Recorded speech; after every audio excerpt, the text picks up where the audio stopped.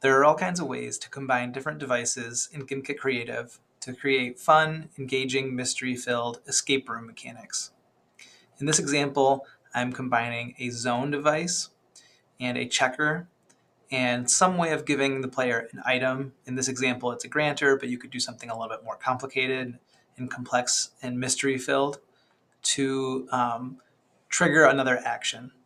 So in this example, I have to gather this gold key and enter this zone to remove this barrier, at which point I'll be able to grab this purple key. If you look under the barrier, you can see that there's terrain there as well. All of this is walls, so I can't walk through it.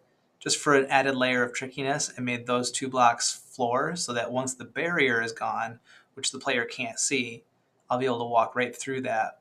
It'll look like I'm walking through a wall, but I'm really just walking over a floor. And then I can gather this purple key, which should do the same thing. It'll trigger this other checker once I'm in the zone to remove these items over here. So let's test that out. And you'll notice I'll walk right past this gold key first, just to show that I cannot get through here because the barrier is stopping me.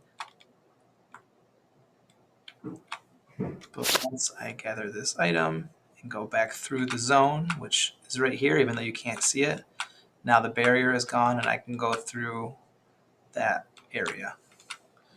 And I'll gather this purple key, or actually I'll show you real quick that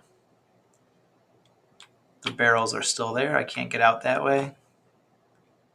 But I go back through, grab the purple key, and I also set up this text pop-up, just kind of an added layer of drama or personality to the game.